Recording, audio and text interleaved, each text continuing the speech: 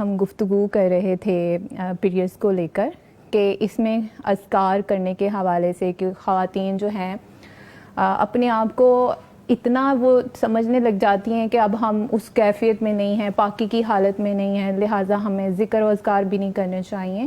تو ذرا اس پر بھی گفتگو کیجیے گا اور اس کے ساتھ ساتھ بتائیے گا جو مدرسوں کے اندر بچیاں پڑھ رہی ہوتی ہیں اداروں میں، ان کی معلمات اور ان بچیوں کے حوالے سے آپ کیا کہنا چاہیں گی کہ وہ اس حالت میں کیا کریں؟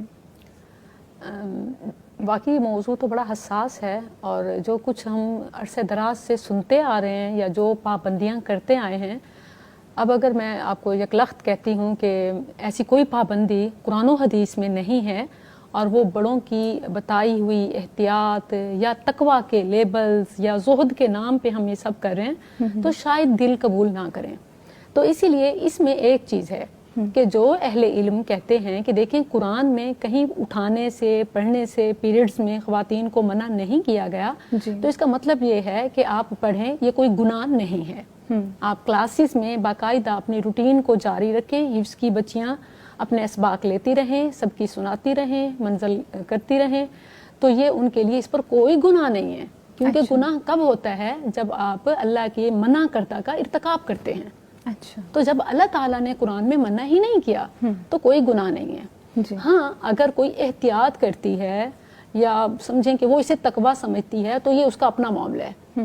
تو اس میں جو اس کا لاس ہوگا وہ تو سب کو پتہ چل رہا ہے کہ اوبویسلی سبق کا نقصان ہوگا اور اس کی ایک روٹین ڈسٹرب ہوگی، بہت ساری چیزیں ہیں نا کہ اس کے وہ ختم ہو جائے گا.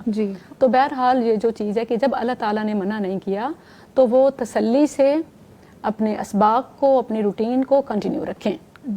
اور حدیث میں بھی ایسی کوئی ممانعت نہیں ہے. یہاں میں مینشن کر دوں کہ دو باتوں کا حوالہ دیا جاتا ہے.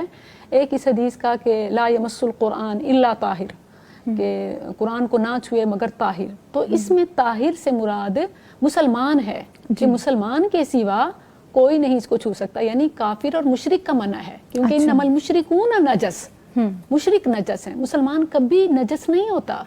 اور بخاری میں 2 بار آیا ہے سبحان اللہ ان المؤمن لا ینجس، اور اسی طرح دوسری جگہ پر ہے کہ المسلم لا ینجس، مومن ناپاک نہیں ہوتا. اور پھر اٹھانا تو اس سے یہ بھی سمجھ آتا ہے مسجد میں جانا منع ہے، وہ الگ چیز ہے، لیکن مسجد کی ہی جائے نماز اور مسجد میں ہاتھ کر کے رسول اللہ صلی اللہ علیہ وسلم کو سامان پکڑانا، چٹائی دینا، جائے نماز دینا. نبی صلی اللہ علیہ وسلم مسجد میں تھے، آپ نے اما عائشہ رضی اللہ عنہا سے یہ فرمایا کہ ناولینی الخمرہ، مجھے جائے نماز اور وہ چٹائی نماز والی اٹھا دیجئے. تو انہوں نے کہا کہ میں تو پیریڈز میں ہوں. تو آپ نے فرمایا پیریڈز تیرے ہاتھ میں نہیں ہے. اچھا، آپ صلی اللہ علیہ وسلم کا یہ فرمان کہ ماہواری تیرے ہاتھ میں نہیں ہے، تیرا حیض تیرے ہاتھ میں نہیں ہے، یہ ہمیں کلیئرلی بتاتا ہے کہ آپ قرآن اٹھا سکتے ہیں، پڑھ سکتے ہیں. اور اگر آپ احتیاط کرتے ہیں تو ٹھیک ہے، آپ ورقے کی پیج کی سائڈ سے پکڑ کے الٹا لیں، آپ ڈائریکٹ ورڈز کو ٹچ نہ کریں اگر آپ کا دل نہیں مانتا. کیونکہ شک والی چیزوں کو چھوڑ دیں، خواہ پڑھ کے بھی وہ پریشان ہو رہے ہوں گے.